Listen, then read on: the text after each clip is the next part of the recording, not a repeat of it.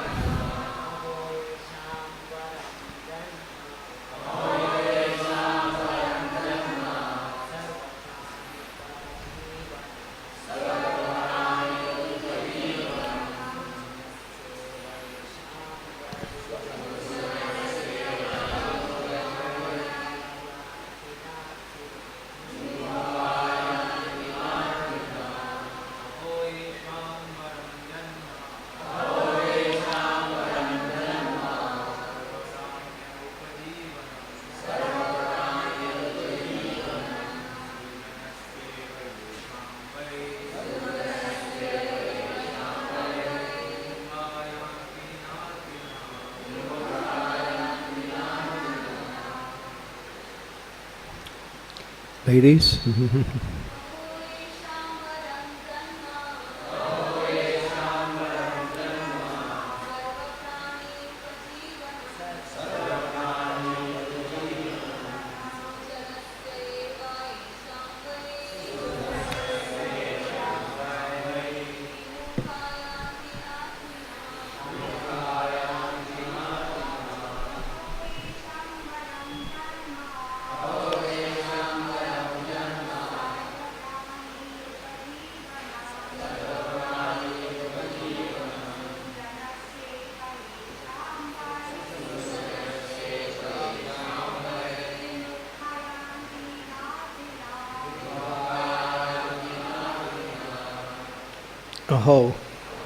Oh, just see.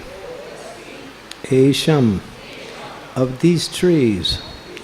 Varam, superior. Janma, birth. Sarva, for all. Prani, living entities. Upajivinam, who provide maintenance. Sujanasya, Sujanasya Iva, like a great personality. Ye some, from whom? Vai, certainly. Vimukya, disappointed. Yanti, go away. Na, never. Artinaha, those who are asking for something. So Lord Sri Krishna is speaking to his cowherd boys, and he's glorifying the trees. Just see how these trees are maintaining every living entity. Their birth is successful. Their behavior is just like that of great personalities. For anyone who asks anything from a tree never goes away disappointed. And it says here, this translation is quoted from Srila Prabhupada's Chaitanya Charitamrita, Adi Lila 946, verse 34. These trees fulfill one's desire with their leaves, flowers, fruit, their shade, roots, bark, and wood, and also with their fragrance, sap, ashes, pulp, and shoots. Text 35. It is the duty of every living being to perform welfare activities for the benefit of others with his life, wealth, intelligence, and words. This translation is quoted from Srila Prabhupada's Chaitanya Charitamrita 942, verse 36. Thus, moving among the trees, whose branches were bent low by their abundance of twigs, fruits, flowers, and leaves, Lord Krishna came to the Jamuna river. The cowherd boys let the cows drink the clear, cool, and wholesome water of the Jamuna. O King Parikshit, the cowherd boys themselves also drank that sweet water to their full satisfaction. Text 38. Then, O King, the cowherd boys began herding the animals in a leisurely way within the small forest along the Jamuna. But soon they become afflicted by hunger, and approaching Krishna and Balaram, they spoke as follows. Purport. Srila Jiva Goswami explains that the cowherd boys were concerned that Krishna would be hungry, and thus they feigned their own hunger so that Krishna and Balaram would make suitable arrangements to eat. Thus ends the purport of the humble servants of His Divine Grace A.C. Bhaktivedanta Swami Prabhupada to the 10th canto, 22nd chapter of the Srimad Bhagavatam, entitled Krishna Steals the Garments of the Unmarried Gopis. Om Agyan Timirandasya Gina Jina Salakaya Chaksu Unmilitam Yena Tasmai Shri Gurave Namaha Sri Chaitanya Manobhistam Staptitam Yena Bhutale Swayam Rupa Kadammayam Dadanti Swam Padantikam Bande Ham Shiguro Shiyuta Padikamalam Shigurun Vaishnavamscha Shri Rupam Sagrajatam Sahaganad Raganatam Vitam Tam Sajivam Sadvaitam Sarvadutam Parijana Sahitam Krishna Chaitanya Devam Sri Radha Krishna Padam Sahagana Lalita Sri Vishakam Vitamscha. Hey Krishna, Karuna Sindhu, Dina Bandhu Jagatpate, Gopesha Gopika Kanta, Radha Kanta Namostute, Tapta Kanchana Gaurangi Radhe Vrindavaneshwari, Vishabhanu Suti Devi Pranamami Hari Priye, Vancha Kalpa Tarubhischa, Kripa Sindhu Bebacha, Patitanam Bhavanebhyo Vaishnavebhyo Namaho Namaha. Sri Krishna Chaitanya Prabhu Nityananda Sri Advaita Gadadhar Sivasadi Gaur Bhaktivinoda Hare Krishna Krishna Krishna Hare Hare Hare Ram Ram Ram Hare Hare. So in the previous verse to this series of verses, Prabhupada makes a nice point that Krishna wanted to point out by glorifying the trees that even these trees they're so fortunate because they live completely for the welfare of others, for the benefit of others. Whatever they have, or whatever they are, is for service to others. It's interesting how we see A tree is a living entity that more or less doesn't choose to be a tree because it's under the control of the material energy, daivas, karma, daivana trena. One gets a particular body according to one's karma, but that's for the human form of life. And those forms that are below the human form, one transmigrates, or we say automatically, or by the arrangement of the material energy, which is what we say programmed by the will of the Supreme. So in that series of births leading up to the human form, one may receive a birth of a tree. But yet a tree has been given a special, we might say, unique body where it can simply offer its existence to the welfare of others. And Krishna was so enthusiastic here to talk to his cowherd friends. He says, "O Stoka Krishna, Amsa, Sridham, Subal, Arjun, Rishabha, Ojaswi, Devaprastha, Viruptapa." And he's calling them by name just to attract their attention to what he's about to say. He wants to make the point that how magnanimous and how magnificent a tree is.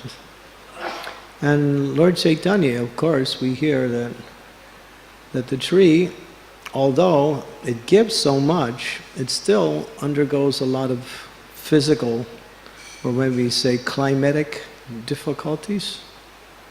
It has to withstand the difficulties of being a tree. In the hot summer season, when, especially in the month of Jyesht, is that where we are now? We just passed that, didn't we? This is the month of Jyesht, yeah? Mm-hmm. That's July, right? This is the Ashara. It's not too much heat because the rain has cooled things down a little bit. But in some months, the months are so hot that the trees are sitting out in the hot sun. It's unbearably hot. Even human beings cannot withstand such heat, and therefore take shelter of different arrangements. But the trees, what is their shelter? Their tolerance, that is their only shelter. They become, what we say, tolerant. And Lord Chaitanya wanted to make that point in explaining what it means to practice the chanting of the Hare Krishna Mahamantra. One should be tolerant like a tree. Sometimes we even say, or we explain, not like a tree, but more tolerant than the tree. So to understand that would mean one has to experience that. Because one can imagine what it means to be more intolerant than the tree. But Lord Chaitanya wanted to make this point so we could understand what are the qualifications for taking full shelter of Krishna's holy name. And the trees are the personifications of tolerance. Lord Krishna, he even compares, or at least the purport, the disciples of Srila Prabhupada, compare, or even Krishna is actually comparing that they're even more tolerant than the Brahmanas, or more magnanimous than the Brahmanas. The ritualistic Brahmanas, he makes the point.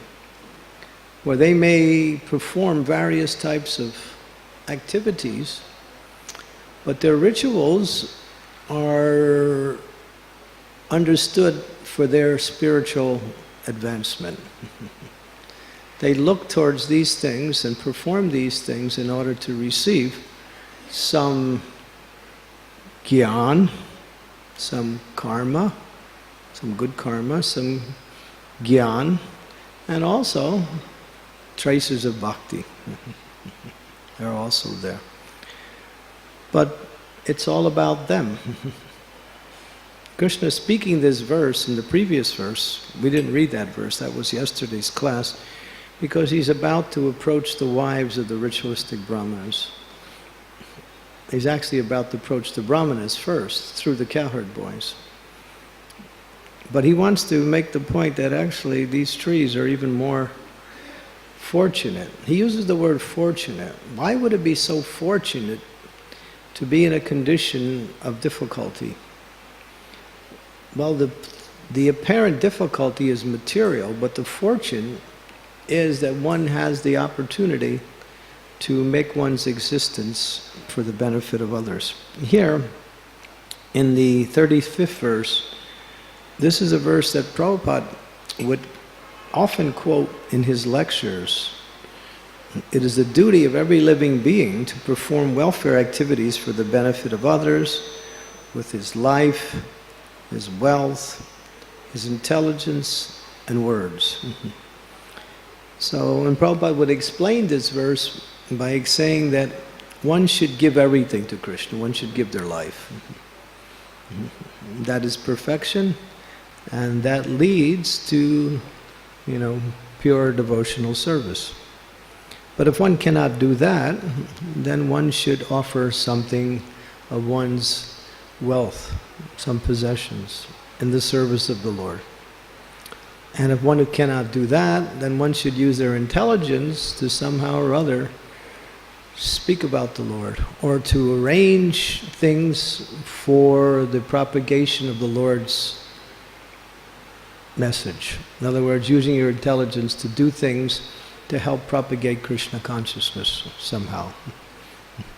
And one cannot do that, then one can just speak something or write something about the Lord. The words is the last one.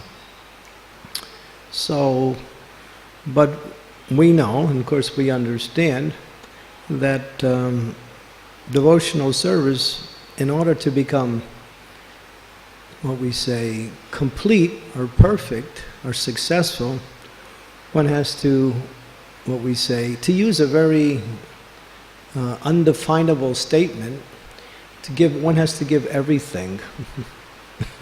What does it mean to give everything? It means to give back what Krishna gave us. Our very existence, very spiritual and material, is not separate from Krishna. Our very existence spiritually is that we are Jivir Sarupai Krishna Nityadas. So we are eternally and lovingly connected with Krishna. That never changes, and that is our constitutional position.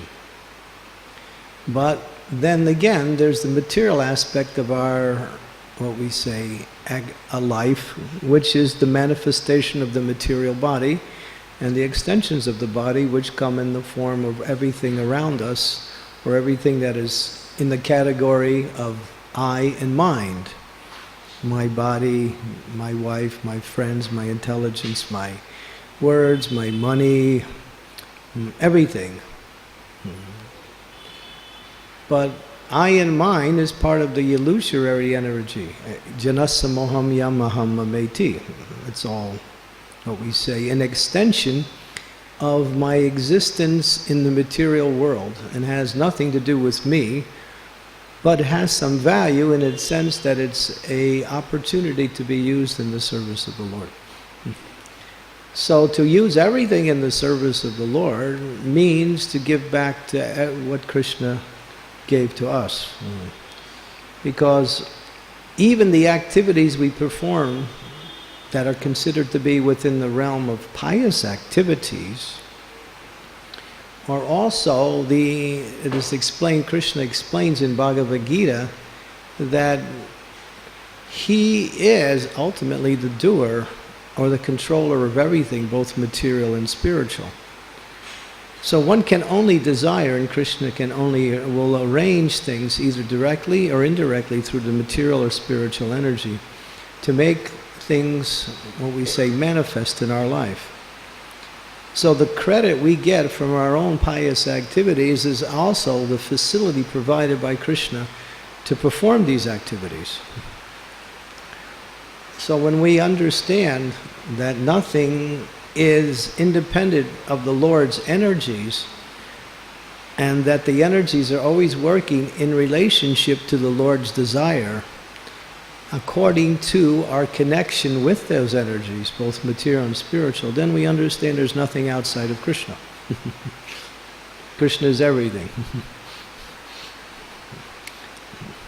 The materialists, or even the pious living entities who perform some devotional service but maintain the mentality that my activities, pious activities and devotional activities, are ultimately meant for my benefit. I become the center. In other words, just like they say, there are two kinds of grihastas. Those who worship the Lord in order to please the Lord, and those who worship the Lord in order to get the benefits of worshiping the Lord, in order to facilitate their material happiness in this world. The second category are more common, that people worship God, and this is pretty much seen in many of the religious societies, that they pray to the Lord and offer prayers and puja and even material things in the service of the Lord in order to facilitate a better material situation. And this is seen today as religion. One is considered to be religious, or what we say, engaged in religious activities, if one is worshiping the Lord and somehow or other is making nice progress materially also. In some religions, they gauge your spiritual acumen, your spiritual strength, by how much you are materially astute, materially developed. This is an indication that God is favoring you, and therefore your activities are pleasing to God, therefore He's favoring you by giving you nice material things. So, but that simply leads to another birth. Somewhere in the material world, maybe in a better birth, but even if it is a better birth, it's also temporary and has nothing to do with the eternal soul's relationship with Krishna. So here, in quoting this verse, really, it's about offering everything to Krishna. Manaso deho geho yo kichu mor arpilu tu aupade nanda kishore. Bhaktivedanta Swami sings this song. It's explaining what is called saranagati, or complete surrender to the Lord. That whatever I have, it's yours, and whatever I have, it is meant for your service. And that is what we say, that is the intelligent way to live life, to use it in. Whatever we keep for ourselves, whether materially or even what we say, the gain we get from spiritual practice. In other words, even in spiritual life, Krishna will benedict the living being by giving facilities which will allow the devotee to do more and better service. But if one becomes proud or enamored by the facilities that come by way of the success of devotional service, this is also Srila Vishwanath Chakravarti Thakur calls this Ranga Tarangini, one of the faults of devotional service. One sees that the success of my devotional service is what the facilities that I receive by way of devotional service. And this also causes one to become less enthusiastic and more dependent on the externals and not so much on one's, what we say, continuous cultivation of the mood of surrender. And we see that at times where this facility that the Lord provides can work in the opposite way, causing one to become what we say,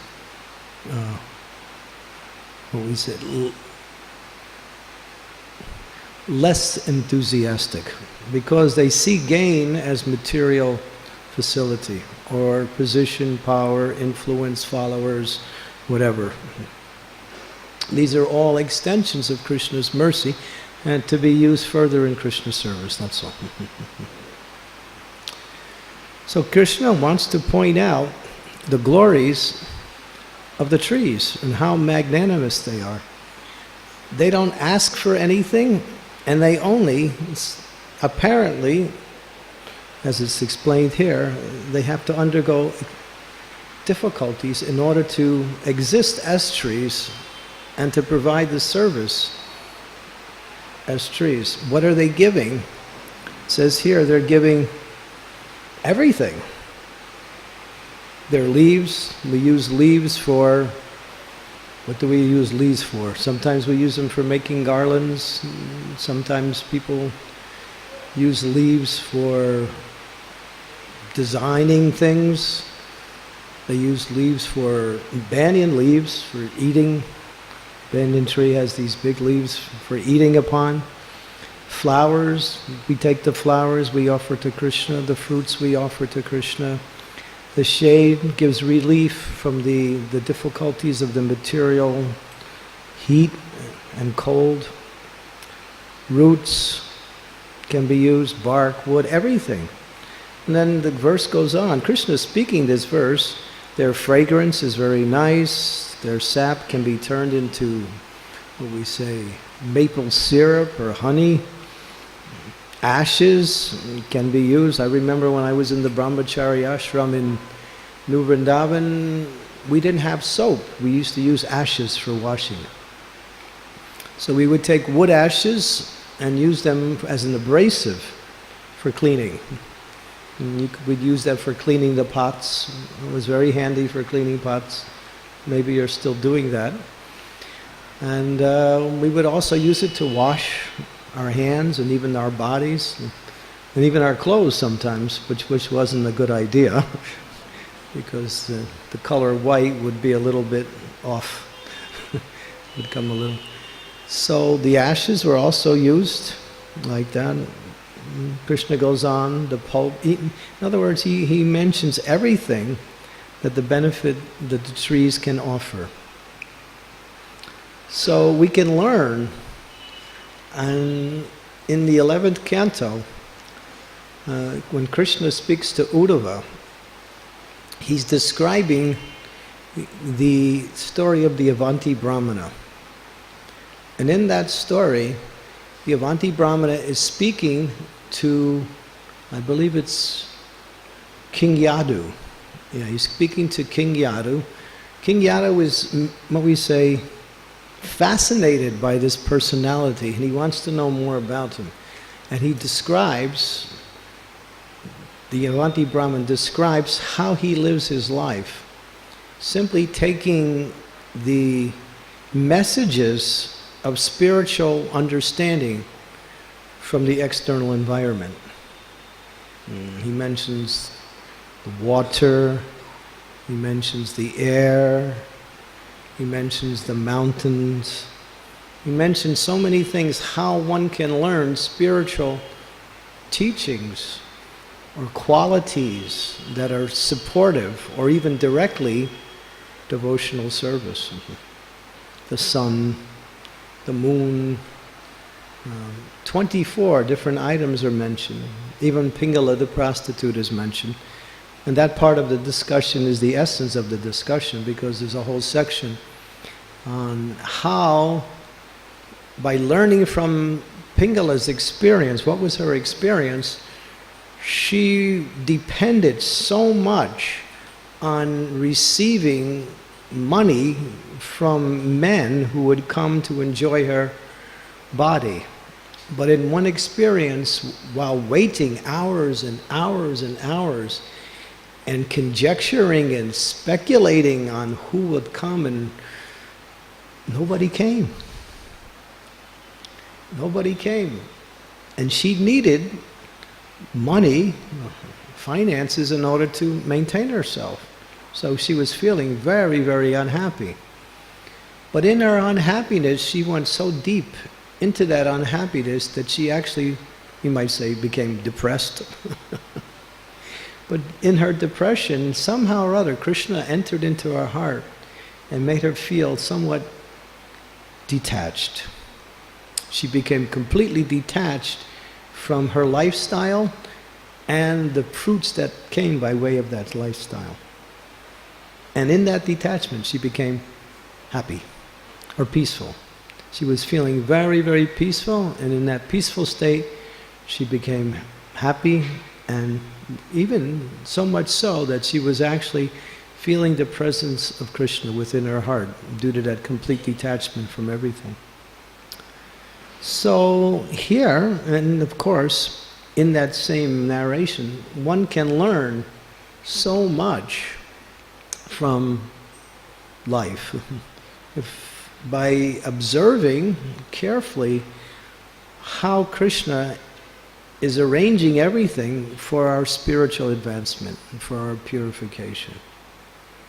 Sometimes we say nothing happens by chance. The word, Prabhupada never liked this word chance. He dismissed it. He said chance is a word that indicates you don't know what is really happening. Or it's something beyond the purview of your sense perception. Chance, he didn't like the word chance, and he didn't like the word instinct. He didn't like that either. Instinct. Instinct is supposedly defined by the definition as that one's, what we say, innate material nature. As we have an innate spiritual existence, we have an innate material nature. What is the instinct or the instinctive way to react to a situation that is indigenous or innate within my own nature?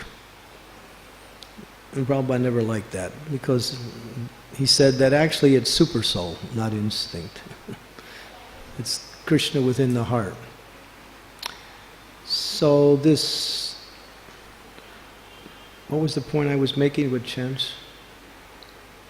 I got onto instinct. Oh yeah, for a devotee, nothing happens. What we say, there is a reason why something has happened. Or we can say, even if there's not a reason, we can learn from every experience.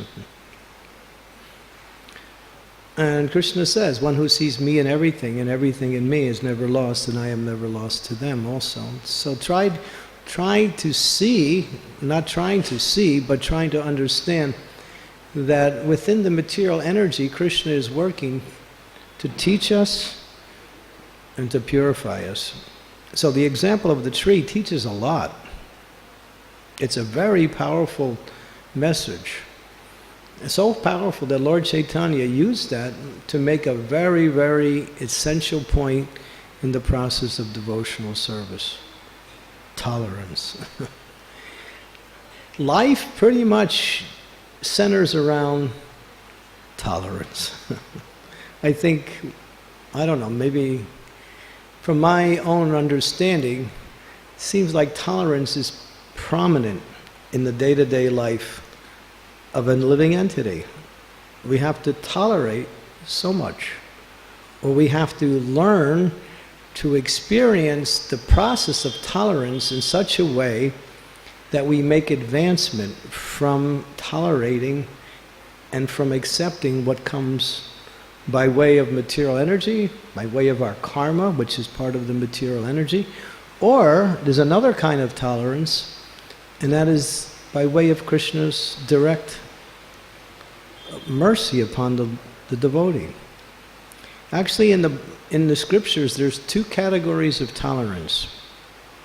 One is explained, Marta sparsas tu kuntaya sitnos na sukha dukada agapayino nityas tamsti tiksiva bharata.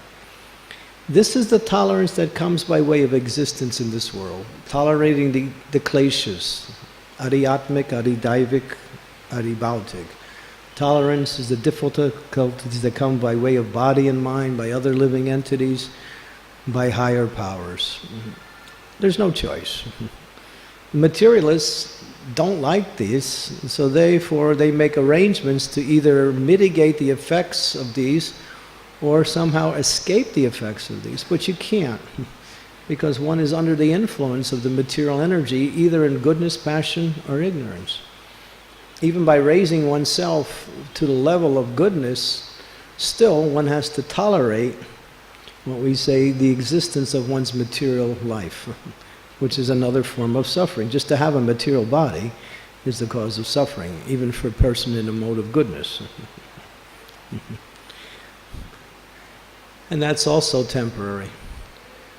But there's another kind of tolerance, and that is tate nukampa shushamikshamanam bhujadeva kritam vipakam ridva vahubir vidadanamaste jiveti yo mukti padesha dayabhak. And this is very instructive to the devotees, that the Lord somehow or other, in order to show special mercy upon a devotee, puts the devotee in some difficulty or some suffering. And how we accept that will make the difference of whether we actually make advancement from that or fail to take advantage of that. The common, what we say, or maybe initial response to difficulty is why, or sometimes trying to avoid that. That's almost human nature. But a devotee is a little bit above that, knows that Krishna sometimes, many times, arranges for our purification by creating some difficulties. And the devotee sees that it's coming from Krishna, and therefore he says, thank you. And not only does he say thank you, but he appreciates the mercy. It's not like thank you because I have to thank you. It's actually thank you because you actually showed me some special mercy. So, and Prabhupada explains in one lecture that this verse is so essential for spiritual advancement that he says that we should learn this verse along with the chanting of the Hare Krishna Maha Mantra. Because without understanding the essence of this verse, or the principles that govern Krishna's mercy upon the devotee in a very, what we say, apparently unpleasing way, one will not understand the process of purification. I mean, we all like to be purified the way we want to be purified, right? That's usually the case. We have our own plan for purification. And we might say that's normal. That I'm going to perform my devotional service, and I have my way of performing, and I have certain expectations, and I will serve in a certain way, and this will happen, and maybe some little inconveniences, but I have my plans to get around those. So, but it just doesn't work like that. It just doesn't work like that. And I think many of the, at least for the materialists, they go through life waiting for the day when the material energy will work according to their plans. They're still working on that. But it never happens. As Krishna Prabhupada says, Krishna says, Mayadakshena prakriti suyate sachirachara. So for the materialists, the material energy always works contrary to their, what we say, ultimate material welfare, because they lose everything in time and have to struggle so hard to get it anyway in the first place. But for a devotee, the principle of tolerance allows one to see Krishna within that. and to take shelter of Krishna. And by taking shelter of Krishna, within these, what we say, apparent difficulties, one becomes, what we say, purified and receives the shelter of the Lord. And that's the goal, ultimately. And so the tree can teach us so much. The tree can teach us so much. Its foundational existence, I think, was put there by Krishna just as a message for the whole world. Because really, you can't find any living entity that gives so much and at the same time tolerates so many difficulties. Tolerates so many difficulties. There's a tree in America. I don't know the exact name of the tree, but they're really thin, small trees. And in this area of America, which is called Denver, Colorado, it's in that Colorado area. It's in the more like the far west, not the extreme west, but it gets really, really cold during the winter time. It gets bitterly cold. I remember, I'll skip that story because it's kind of boring, how I experienced Denver, Colorado one time. But these trees, they're small trees, and they grow together in groups. But in the winter time, when it gets so cold, they wrap their branches around each other in the wintertime. You can actually see that in I guess those who work with trees have explained, actually they do that. The trees wrap themselves together. It's almost like they're trying to keep warm. We're getting support for each other. We hear how trees are really intelligent also. As Maharaj talks about how trees support each other in the redwood forest. We've heard that story many times. How they get strength and support from their roots underground. And where does that intelligence come from? From Supersoul. From Supersoul. Their intelligence is not this, it's not that they discriminate, but they react according to their nature, guided by the Supreme Personality of Godhead. Because Krishna loves each living entity equally, no matter what body they're in, no matter what material condition they're in. His love is perfect, His love is equal. So He always gives something to every living entity for their welfare, for their benefit, for their existence. And we can learn so much from nature. We can learn so much from nature. And nature just teaches us so much. And because nature is working under Krishna's direction. And the trees are, and Lord Chaitanya says, tolerant as a tree in order to fully take shelter of Krishna's name. Humility, tolerance, pridelessness, and of course, giving respect and honor to others according to their situation. In other words, honoring others accordingly.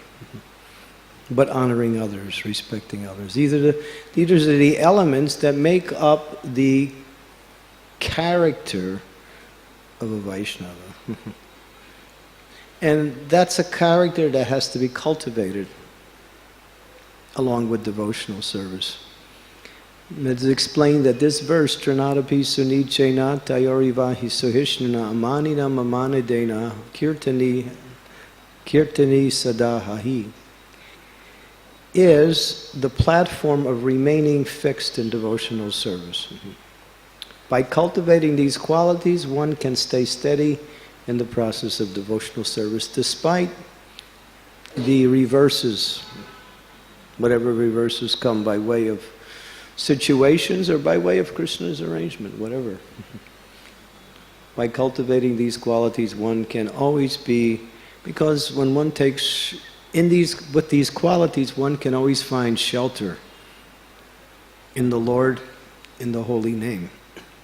And Prabhupada says that when one takes shelter of the Hare Krishna Maha Mantra, nothing can affect them. It's a really difficult statement to really understand how by chanting the holy names of the Lord one becomes immune to the effects of the material energy or to the difficulties that come by way of executing one's devotional service. One can find complete shelter in the holy name. So therefore there is no greater shelter than Krishna's name. No complete shelter. In fact, Rupa Goswami explains that out of all the aspects of Krishna's manifested existence, his deity, the Srimad Bhagavatam, the Vaishnavas, the holy name, two things, the Vaishnavas and the holy name are the most merciful. And actually, we might say the Vaishnavas are more merciful because they give the holy name. They give entrance into the chanting of the holy name. But the holy name itself is also more merciful than Krishna in the form of his deity, because one who commits offense to Krishna in the deity form can only be freed from that offense by what we say seriously and what we say consistently chanting the Hare Krishna Maha Mantra. Hare Krishna, Krishna Krishna, Hare Hare, Hare Rama, Rama Rama, Hare Hare. So that's the good news, the holy name. And the qualities that make up the character of a devotee who can perform the chanting of the holy name with success.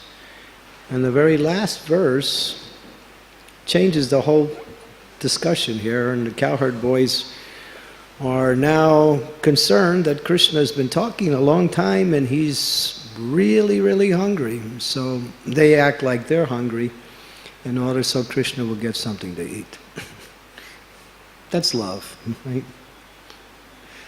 That's love. You may not say, you might say, Krishna, you're hungry. You should stop and have something to eat. But Krishna might say, well, actually, no, I'm here to serve you, so I'm going to serve you. But if you say, well, Krishna, actually, I'm hungry, therefore let's eat. And Krishna says, oh, you're hungry, so we'll eat. Okay. So that way Krishna gets to eat, and the cowherd boys serve Krishna by acting like they're hungry. In fact, Yogamaya, this is a little bit different, but Yogamaya would arrange for a demon to come at a particular time of the day in Vrndavan, and after Krishna would kill the demon, then it would be time to eat. Because the cowherd boys and Krishna would just play and play and play, get absorbed in so many games and so much playing that they would forget about eating. So in order to get them to take their lunch that their mothers so lovingly prepared and that they're so eager to have, but they were more eager to play with their friends and with Krishna, that a demon would come by Purnamasi's arrangement simply to create, a break in their play, and then after Krishna killed the demon, it was time for prasad. It was time for lunch. I guess after all that extra work, you get a little hungry. So this is Krishna, this is the cowherd's boy's love for Krishna. Okay, thank you very much. Any questions or comments? Yes, Radhe Shyam Prabhu. Hare Krishna. Maharaj, there is a difference between tolerating on a material platform and tolerating in relation to Krishna. So these two verses, Matra Sparshasta Kaunteya Shitoshna, and the next verse, Yam Hyena Vyatiyantete Purusham Purusharshava Samadukka Sukham Dhiram Somritatvaya Kalpate. So how does a person attain Amritattva? Simply by tolerating, unless it is in relation to something that is Amrita. Unless it's in a relationship to something that is? Immortal, yeah. I didn't catch that word. Immortal. Immortal. Amritattva. Amrita. Yeah. So Krishna is Amrita. Mm-hmm. So unless somebody's tolerance is in relation to Krishna. Right. Material tolerance just leads to maybe more material tolerance. You can learn how to tolerate just so you can go on with your material life. But that's for the materialist. A devotee tolerates the difficulties that come by way of material energy so they can stay engaged in devotional service. If the material energy causes us too much difficulty in such a way that it may cause us to become, what we say, less enthusiastic or somehow or other slow down in our devotional service, then that's Maya. So we have to learn how to tolerate having a material body and the difficulties that come by material body, and so we can perform our devotional service, and so that kind of tolerance. But the tolerance that Krishna arranges is usually in relationship to purifying us from some material attachment or some material conception or some wrong understanding. So that kind of tolerance purifies the heart and awakens spiritual knowledge. I guess what would be an example for that? I'm trying to think.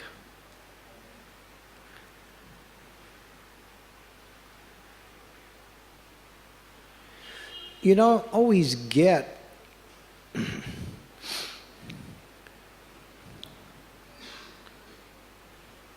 what you want in devotional. In other words, we sometimes, we want the presence of Krishna. We want to experience Krishna consciousness in such a way that we can, feel Krishna's reciprocation. But sometimes Krishna doesn't reciprocate at all.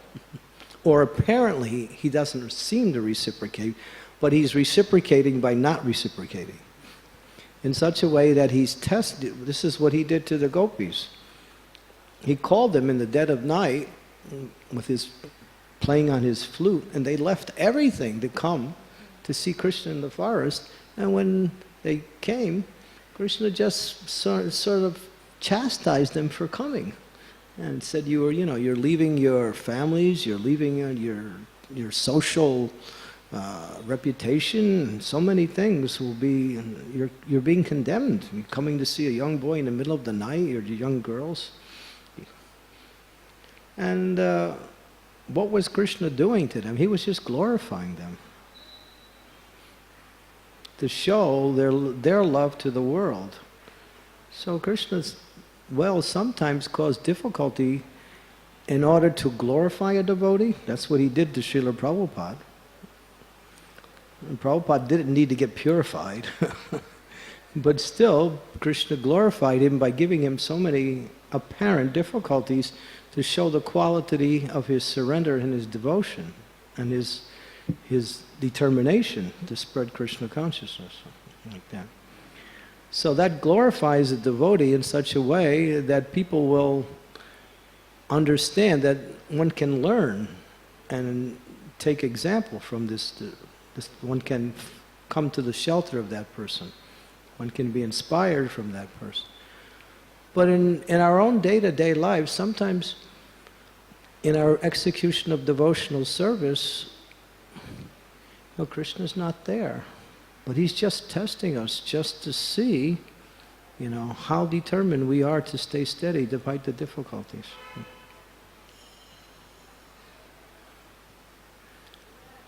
Love means sacrifice. Without sacrifice, there's no love. Sometimes they say love becomes where sacrifice begins. So what do we have to sacrifice? Well, we have to sacrifice generally our misconceptions of what it means to practice Krishna consciousness. We have the philosophy, we have the understanding, we get the guidance, we have the association. But the purification comes in different ways. For instance, sometimes you expect something. Like, give you an example, I guess. You do something and you expect some reciprocation from that. But you don't get anything. Like maybe you cooked a nice lunch and everybody was happy, but nobody said anything. Or you gave a class and everybody ignored you after that. In other words, you do something and you feel like, wow, I feel like I'm serving nicely, but maybe Krishna's not seeing it that way. He might be seeing the false ego, but you're seeing it in a different way. So no reciprocation like that. Apparently no reciprocation. Just to kind of like help you to understand that devotional service is about pleasing the Lord and not receiving something from pleasing the Lord. Well, Krishna is Prabhupada said Krishna is grateful. He's very grateful. But his gratefulness is shown in different ways. What is the best way that he shows his gratefulness is that he gives us more and more opportunities for association of devotees and devotional service. That's his real gratefulness, when he allows us to associate with devotees, especially devotees who are more advanced to us. That's his mercy, and at the same time gives us a chance to perform devotional service. So a devotee is just thinking, how can what can I give to Krishna in the form of devotional service, not what Krishna gives back for me by way of my devotional service. We all have expectations, but we'll be unhappy if we keep expectations. Cultivate your Sridhar. Always said, the Lord would chide him, sometimes get apparently angry at him, and even take his banana leaves and not pay for them. But when the Lord called him during the Mahaprakash Leela to come and to see that that same Nimai Pandit is the Supreme Personality of Godhead, and to get the mercy, Kolavetsha Sridhar was simply happy by what the Lord had done to him before. He didn't want anything material. He said, you just continue to come and, buy my banana leaves and banana cups and banana plates and even harass me. That's my happiness. Just to see your beautiful transcendental form, I'm overwhelmed with happiness. He was just so happy just to see Lord Chaitanya. Lord Chaitanya is Gaura Sundar, he's so beautiful. So just to get the darshan of the Lord is the satisfaction of the devotee, or the happiness of the devotee, not what the Lord can give like that. And the Lord always gives. But you know when he gives? When you don't ask. Sometimes he gives when you ask, but usually these things come by way of maybe there's something that will be benefit in our service. But if it doesn't benefit us, Krishna won't give it. But better not to ask. Better just to ask for service. And ask to be purified through the service like that. Because we can perform devotional service and still be, what we say, under the influence of the false ego. And that's devotional service still in a mode of passion. And Srimad Bhagavatam talks about devotional service in the different modes. Devotional service, actually, in the true sense of the definition, is pure devotional service. Savai pum samparo dharmo, yado bhakti ahoksajaya, hoitukiya priyata, yayatma suprasidati. That's really devotional service. But in a concessionary way, devotional service is explained with the element of bhakti mixed in with something else that is material. But that material element just pollutes the pure process. And if it stays too long and is not eliminated, it will cause one to go down like that. will go when we say regress in the process of one's anarthas will start to come back again. So devotional service is pure devotional service. Does that answer your question? Thank you. Is there anyone else? Okay, thank you. Srila Prabhupada ki jai, Srimad Bhagavatam ki jai, Shri Radha Gopinath ji ki jai.